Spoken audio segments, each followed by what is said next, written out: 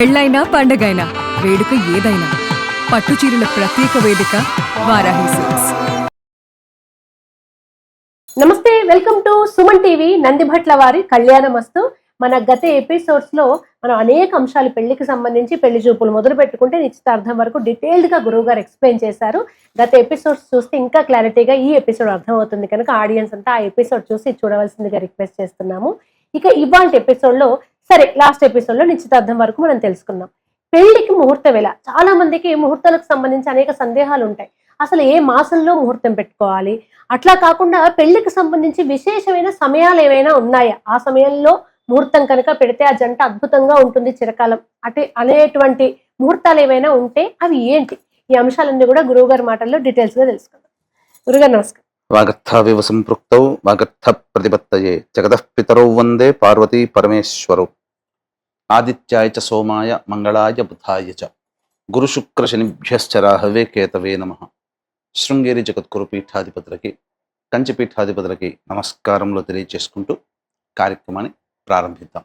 గురుగారు, గత ఎపిసోడ్ లో నిశ్చితార్థం అసలు ఎలా జరుపుకోవాలి, శాస్త్రోక్తంగా ఎప్పుడు జరుపుకోవాలి అన్ని మీరు చాలా క్లియర్ గా మన ఆడియన్స్ కి వివరించారు. ఇప్పుడు పెళ్లికి ముహూర్తాలకు విశేషమైన మాసాలు సమయాలు ఉంటాయా, ఎందుకు అనేక సందేహాలు ఉన్నాయి ముహూర్తాల పట్ల? తప్పకుండానమ్మా, వీక్షించేటువంటి మన ప్రేక్షకులకి ఇది తప్పనిసరిగా తెలుసుకోవాల్సినటువంటి అంశం అమ్మ. ఎందుకనంటే చాలామంది అబ్బాయి అమ్మాయి నిశ్చితార్థంలో పెళ్లి చూపులు చక్కగా నచ్చుతారు, నిశ్చితార్థం చేసుకుంటారు. ఇక వాళ్ళని ఒక దంపతులుగా చేసే క్రమంలో ప్రధానమైనటువంటి ఘట్టము బీజము ముహూర్తము, వివాహ ముహూర్తము. వివాహ ముహూర్తం అంటే చాలా మంది తాళి కట్టడం అనుకుంటారు. జీలకర్ర బెల్లం పెట్టడం, ఒకరి తల మీద ఒకరు పెట్టడం అనేదే ముహూర్త సమయం. తదనంతరం అది వేడుక. అంటే మనకేంటంటేనమ్మా, సమాజంలో ఇటు పెద్దలు, అమ్మాయి పెద్దలు, పూర్వకాలంలో సాంఘికమైన జీవనం లేదు కాబట్టి ఎవరు అనాగరికమైన సమాజం అంటే పాతరాతి యుగం కాలంలో ఎవరిని పడితే వాళ్ళని వివాహం చేసుకున్నారు.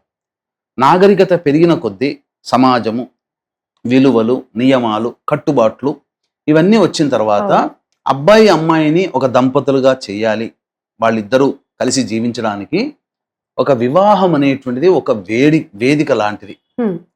అంటే it's sufficiently living together each other అని ఇన్ఫర్మేషన్ ఇవ్వడానికి బంధుమిత్రుల యొక్క సమాగమంలో వివాహ వేడుక జరుగుతుంది. అందుకే బంధుమిత్రుల శుభ ఆగమనము అని చెప్పి ఎందుకంటాము? మా బంధువులు అమ్మాయి తరపు బంధువులు, అబ్బాయి తరపు బంధువులు, అలాగే మా మిత్రులు అందరూ వీళ్ళిద్దరూ కలిసి దాంపత్యంలో ఉండడానికి అంగీకరిస్తున్నాము ఈ రోజు నుంచి. డిక్లరేషన్ అన్నమాట. ఏదో నాకు అమ్మాయి నచ్చింది ఆయన ఉంటాను కోలివింగ్ రిలేషన్ లాగా కాదు, ఒక పద్ధతి ప్రకారం. అయితే ఈ విధంగా మొట్టమొదటిగా దాంపత్యంలో అడుగుపెట్టేటువంటి విధానానికి ముహూర్తం కాబట్టి ఈ ముహూర్తం అనేటువంటిది సరైనటువంటి విధానంగా చేసుకోవాలి. కాకపోతే చాలా మంది ఏం చేస్తున్నారంటే వివాహ ముహూర్తంలో ఉండేటువంటి దోషాలని తెలుసుకోలేకపోతున్నారు. అంటే లక్షలు ఖర్చు పెడతారమ్మా, కోట్లు గురువు గారు. కానీ ఖర్చు పెట్టకూడదు అని నేను అనట్లేదు, పెట్టాలి. వాళ్ళకు ఉండేటువంటి సంపదకి తగ్గట్టుగా, వాళ్ళ యొక్క గౌరవ మర్యాదలు తగ్గట్టుగా పిల్ల పాపలకి అబ్బాయిలకి వివాహం జరుపుతారు. అందులో ఏం సందేహం లేదు. వేడుక అది జీవితంలో మళ్ళీ ఇంకొకసారి జరుగుతుందా? కాబట్టి ఇంత ఖర్చు పెట్టి ఒక చక్కటి ముహూర్తం పెట్టుకోవాలి అన్న, ఒక మంచి బ్రాహ్మణుని పిలిపించి చక్కటి సుస్వర వేద మంత్రాలతో వివాహం జరిపించడానికి మనస్సు రాదు. వాళ్ళు ఏంటనంటే పెద్ద ఈ రోజు ఉండి రేపటికి వాడిపోయే పూల గురించి, డెకరేషన్ గురించి పెద్దగా పట్టించుకోరు. డబ్బు పెడతారు, పెట్టకూడదని కూడా నియమం లేదు. కానీ ఈ బ్రాహ్మణుడి దగ్గరికి వచ్చేసేసరికి బ్రాహ్మడు వివాహం చేయించడానికి అడిగిన దానికి వాళ్ళు ఎక్కడెక్కడ తక్కువ దొరుకుతుందా, అరేక్మాల్ సామాన్లు ఉంటాయి చూడమ్మా, ఆ అరేక్మాలు, భారత్ బజార్లు ఇట్లా అమ్ముతారు తక్కువ ధరకి. అట్లా తక్కువకి వచ్చే వాళ్ళని పట్టుకుంటారు. ఆ వివాహం పెట్టించుకునే అమ్మాయి తల్లిదండ్రి కానీ అబ్బాయి తల్లిదండ్రి కానీ ఈ బ్రాహ్మణి దగ్గరగా మనం మిగిల్చామని సంతోషపడిపోతారు. అబ్బా, మనము ఈ యొక్క మన వివాహంలో మనం ఈ బ్రాహ్మడికి అడిగిన దానికన్నా మనం వేరే బ్రాహ్మణుడు మాట్లాడుకున్నాం, మనకు ఖర్చు తగ్గింది, అంత తగ్గిందని లెక్కలేసుకుంటారు, సంతోషపడతారు. ముహూర్త విషయంలో కూడానమ్మా ఒక మంచి ఉపాసనాపరుడైనటువంటి జ్యోతిష్య పండితుడి దగ్గరికి ఎందుకు వెళ్ళరు? ఎందుకనంటే మనకు రోజు కనబడుతున్నారు కదా, మనకు రోజు మనం వెళ్తున్నాం కదా, మన ఇంటికి వస్తున్నారు కదా, ఇలా అనుకొని ముహూర్తాలు పెట్టమంటారు. వాళ్ళకి అంటే అనకూడదని కాదమ్మా, ఈ జ్యోతిష్య పరిజ్ఞానం కుండలి వేసి, ముహూర్తానికి కుండలి వేసి, ఆ ముహూర్త కుండలికి సంబంధించి సమయానికి గ్రహాలు ఏ స్థితిలో ఉన్నాయి, లగ్నం ఏం లగ్నం పడింది, అబ్బాయి లగ్నం ఏంటి, అమ్మాయి లగ్నం ఏంటి, రాశి ఏంటి, అమ్మాయి రాశి అబ్బాయి రాశి ఏంటి, ఈ యొక్క ముహూర్తానికి వివాహం చేయడం వల్ల జరిగేటువంటిది ఏంటి అనేటువంటిది జ్యోతిష పండితుడు మాత్రమే నిర్ణయించగలుగుతాడు. అవును. ఏదో పంచాంగం చూసి తారాబలం కుదిరేసేసి అశ్విని నక్షత్రం అమ్మాయిది, తర్వాత ఉత్తర నక్షత్రం అబ్బాయిది జోడు కుదిరింది, రాశ్యాధిపతులు బాగున్నారు, ఇద్దరికి అశ్వినికి ఉత్తరకి తారాబలం చూసేసి పెళ్లి చేసేసి ఆ విధంగా ముహూర్తాలు పెట్టేసేసుకుంటున్నారు. ఆ ముహూర్తంలో దోషాలని పసిగట్టేంత జ్ఞానం మనం రెగ్యులర్ గా వెళ్లే పండితుల దగ్గర ఉండదు. వాస్తవానికి 100కి 80% ఉండదు. ఇప్పుడు అందరూ ఎంబీబీఎస్ లే గానీ అందులో ఎవరు అనుభవజ్ఞులు అనేది మాత్రం తెలియదు. అది అందుకనే నేను ఏమంటున్నానంటే, మన ఇంటికి వచ్చేటువంటి వాళ్ళతో వివాహం జరిపించుకోండి, కానీ మంచి ఉపాసనాపరుడైనటువంటి జ్యోతిష పండితుల చేత ముహూర్తం పెట్టించండి. ఎందుకంటేనమ్మా, ముహూర్త దోషములో కనుక అంటే వివాహానికి సంబంధించి ఏ దోషము లేని ముహూర్తం బ్రహ్మదేవుడు కూడా పెట్టలేడు. కానీ ముహూర్త దోషము 21 ఏకవింశతి దోషాలు అని ఉంటాయి. ఆ ఏకవింశతి దోషాలని మనం పసిగట్టుకొని దాన్ని తగ్గట్టుగా ముహూర్తం పెట్టుకుంటే దంపతులు చిరకాలం జీవించేవాళ్ళు. ఈ రోజున మీరు చూస్తున్నారనుకోండి, ఎంతమంది వివాహం అయిన తర్వాత 8 ఏళ్లకి 10 ఏళ్లకి అబ్బాయో అమ్మాయో ఎందుకు గతిస్తున్నారు? కొన్ని దోషాలు ఉంటాయమ్మా, అవి ఎవరు కూడా బయట చెప్పలేరు, పండితులు మాత్రమే దాన్ని పరిగ్రహించగలుగుతారు. అందుకనే పంచాంగంలో ఇచ్చారు ముహూర్తము అని అంటారు. మీకు ఉదాహరణ చెప్తాను. పంచాంగంలో ఇచ్చిన ప్రతి ముహూర్తము శుద్ధమైనది కాదు. అందులో మనం శుద్ధమైనది మనం తీసుకోవాలి. అది పండితులు మాత్రమే, జ్యోతిష పండితులు మాత్రమే చెప్పగలుగుతారు. అందుకనే మీకు దగ్గరలో ఉన్నటువంటి మంచి ఉపాసనాపరులైనటువంటి జ్యోతిష పండితుల చేత పెట్టించుకోండి. ఇప్పుడు నాకు ఒకసారి ఇక్కడే ఉన్నారు, అబ్బాయి అమ్మాయి యుఎస్లో వివాహం చేసుకుంటారు. మాకు యుఎస్ వివాహం ముహూర్తం కావాలండి అని అన్నారు. అన్నప్పుడు ఎంత కష్టపడాల్సి వచ్చిందంటేనమ్మా, దాదాపు 2 రోజులు కూర్చుంటే కానీ ముహూర్తం కాలేదు. ఎందుకంటే ఇక్కడ సమయాలు అక్కడ సమయాలు వేరుంటాయి, అక్కడ లాంటిట్యూడ్ ఇక్కడ లాంటిట్యూడ్ వేరుంటుంది, టైం జోన్స్ వేరుంటాయి, వాళ్ళకి అక్కడ పెట్టాలి. మనకున్న ముహూర్తం చాలా మంది ఏం చేస్తారు, ఇక్కడ ముహూర్తాన్ని బట్టి 12 గంటలు లేట్ కదా అని చెప్పి 12 గంటలు వెనక్కి వెళ్ళిపోయి అట్లా పెడుతున్నారు. అది తప్పైపోతుంది కదా. అది ఎందుకంటే అక్కడ ఆ సమయానికి లగ్నానికి శుద్ధి ఉండదు. అందుకనే ఈ సమస్యలన్నీ ఇప్పుడు చాలా వస్తున్నాయి. కాబట్టి చక్కటి ముహూర్తమే పెట్టుకోవాలమ్మా. ప్రధానంగా ఏకవింశతి దోషాలు అనేటువంటివి ఉన్నాయి.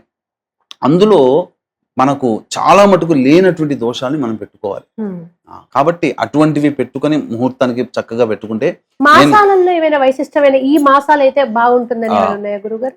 ఆవై కామ అని ఉంది. ఆవై కామ, ఆశ్వీజం, వైశాఖం, కార్తీకం, మాఘం, మార్గశిరం, శ్రావణ మాసం కూడా పెట్టుకోవచ్చు ముహూర్తాలు, తప్పేమి లేదు. ఇవన్నీ కూడా మనకు చక్కగా చెప్పబడినటువంటివి. మూఢమి లేనటువంటి ముహూర్తాలు పెట్టుకోవాలి. మనకి ఇక్కడ మూఢమి సాంప్రదాయం. అలాగే గ్రహణం వచ్చిన తర్వాత, గ్రహణానికంటే ముందు, గ్రహణం తర్వాత విడిచిన తర్వాత 3 నెలల వరకు కూడా ఏ గ్రహణం అయితే ఏ నక్షత్రంలో పడ్డదో ఆ నక్షత్రంలో 3 నెలల వరకు వివాహం ముహూర్తాలు చేసుకోకూడదు. గ్రహణ శూల అని అంటారు. గ్రహణం పడే ముందు 1 నెల వరకు ఆ నక్షత్రం పనికిరాదు. ఇప్పుడు మార్చిలో 14వ తారీఖు గ్రహణం వచ్చింది. ఆ రోజు ఉదాహరణకి ఉత్తరాభాద్ర నక్షత్రం ఉందనుకోండి. మార్చి 14 నుంచి ముందు నెల వరకు ఉత్తరాభాద్ర నక్షత్రంలో ఎటువంటి శుభకార్యాలు, అందున వివాహం ఉత్తరాభాద్ర ఆ నక్షత్రంలో మాత్రం చేయకూడదు. గ్రహణం అయిన తర్వాత 3 నెలల వరకు అది పనికిరాదు. ఇలా చెప్పబడి ఉన్నాయమ్మా. అలాగే అష్టమ దోషములు ఉండకూడదని, అలాగే సప్తమ శుద్ధి ఉండాలి, అలాగే సప్తమంలో పాపగ్రహాలు ఉండకూడదు. ఇలా చాలా ఉన్నాయమ్మా. ముహూర్తాల విషయంలో కూలంకషంగా చక్కగా ఒకదాని తర్వాత ఒకటి మనం తప్పకుండా చక్కగా నిర్వర్తించుకుందాం. కాబట్టి వీక్షించేటువంటి ప్రేక్షకులు కూడా ముహూర్త విషయంలో ఎప్పుడూ కూడా మీరు తప్పుడు అడుగులు వేయకండి. మనకు రోజు కనిపిస్తున్నారు, మనకు రోజు తెలుస్తున్నది, మనకంటే మన మంచి వాళ్ళకంటే ఇంకెక్కువ ఎవరు చూస్తారు అని భ్రమపడిపోయి ఏదో తూతూ మంత్రముగా ముహూర్తం పెట్టుకుంటే సరైన విధానం కాదు. నా దగ్గరకు ఒక అమ్మాయి విడాకులు అయిన తర్వాత ఇబ్బంది పడుతూ బిడ్డ పట్టుకొని వచ్చింది. మాట్లాడాను. మళ్ళీ వివాహ నిశ్చయము ఏంటి అనే సంబంధం గురించి మాట్లాడినప్పుడు వాళ్ళ నాన్నగారు అంటే మన దగ్గరికి ఆ సమస్య వచ్చినప్పుడు, దాంపత్య సమస్య వచ్చినప్పుడు, మళ్ళీ పునర్వివాహానికి సంబంధించి వచ్చినప్పుడు ముందు వివాహము ఏ డేట్లో జరిగింది, వాళ్ళిద్దరి జాతకాలు ఏంటి, అవి కూడా ఒకసారి అడుగుతాను. ఎందుకనంటే వివాహం ముహూర్తము ప్రధానం అక్కడ. కాబట్టి వివాహ ముహూర్తము ఎవరు పెట్టారండి అంటే ఏదో దీపారాధన చేస్తారండి, వాళ్ళ చేత పెట్టించారని. అంటే తండ్రి కక్కుర్తి చాలా బాధేసింది. ఎందుకు ఇంత కక్కుర్తి? డబ్బులు లేకనా? మంచి వాళ్ళతో ఎందుకు పెట్టించుకోలేకపోతున్నారు అంటే కక్కుర్తి, లోభత్వము, ఇవన్నీ కూడా మనిషిని ఏముందులే ఎవరైనా ఒకే ముహూర్తం పెడతారులే అనేటువంటిది ఉంటుంది.